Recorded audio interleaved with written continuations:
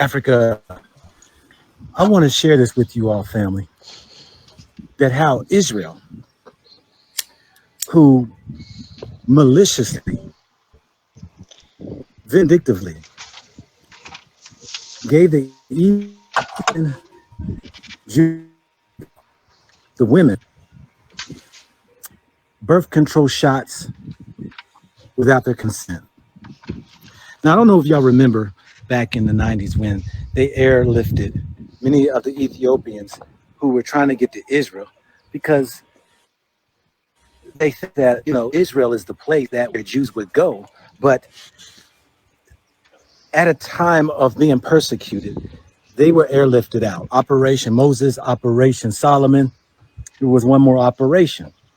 But in 2013, they did a program where they wanted to give these women a birth control shot. So they say it was birth control without the women's consent. Now, and I know they have a fear of us multiplying. How is it that you can have the right to try to give people shots without their consent? The health ministry has just admitted that they were doing forced sterilization of Ethiopian women, even though they're Jewish, as they were coming into the country. Now, thank God the sterilization is not permanent, but it did last for a long time. In fact, over the last 10 years, the birth rate among Ethiopians in Israel has dropped by 50%. Now, you don't have to speculate as to why. As I just told you, Israel's health minister has admitted they did the program. And in fact, he sent out a note saying not to renew prescriptions for Depo-Provera for women of Ethiopian origin if for any reason there is concern that they might not understand the ramifications of the treatment. I don't think the issue was that they didn't understand the ramifications of the treatment. The issue was as they were coming in, they were told they had to get that shot. Sometimes they were lied to and said, oh, yeah, it's a vaccination and it's going to help you with your health. One of the women that were interviewed, the 30 different ones saying the same thing, was quoted as saying, quote, they told us they are inoculations. They told us people who frequently give birth suffer. We took it every 3 months. We said we didn't want to. But that is really embarrassing. I mean, if you're going to be a Jewish state and then you do this to fellow Jews, what, just because they're African? Because they're black? Oof. People of Israel should be livid over that. And 52% of Israelis say that African asylum seekers are, quote, a cancer. That's 52%. That's the majority. And 1/3 of Israelis said that they support violent attacks on Africans seeking asylum. Many of Israel's Ethiopian immigrants are poor and have little education. They arrived here as part of a program to fly all the remaining Jews out of Ethiopia. But some women say they were coerced into taking injections every 3 months for birth control. At the meeting, they said, you don't need to give birth so many times. If you give birth a lot, you will suffer in life. You need a job in Israel. So we said, if that's true, we will never be able to get out of here. So we took the shot.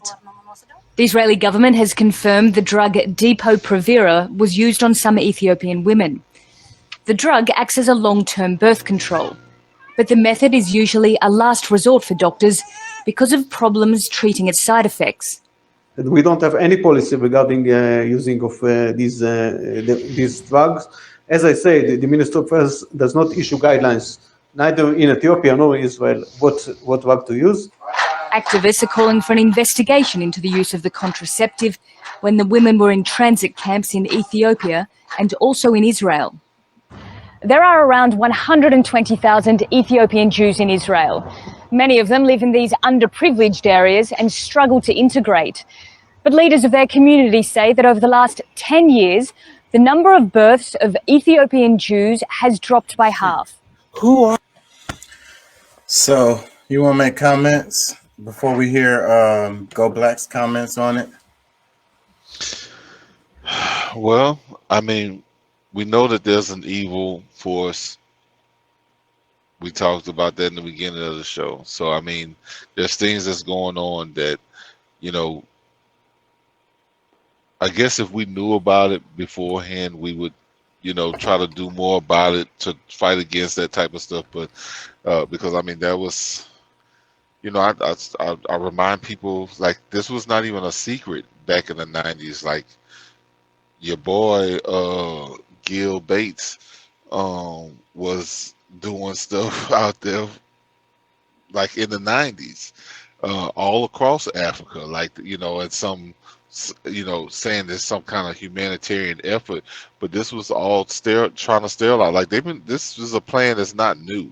You know what I'm saying? And I think that no, I said the '90s, but this was the early 2000s. I think this was like 2002, 2003, where he was going around, of course, had hiring doctors, paying people to do this. This is like, but overall, I think that it's fighting against nature, period. I mean, um, they're fighting against something that, is happening to them, but, because of what's happening to them, they are using these things to just so that they can, because I mean, I guess really to fight what their numbers are doing, they got to fight against what our numbers are doing. And we were just talking about in the other show that we just crossed over 8 billion people, and I'm sure some people are really horrified by that number because they know that the majority of that growth is coming from the others, and Israel specifically,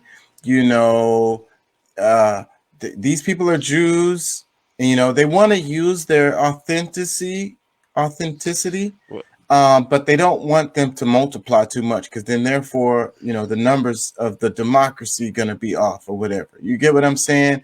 And then they definitely want their society to be reflected as the majority of them are pale skin or fair skinned, if you will.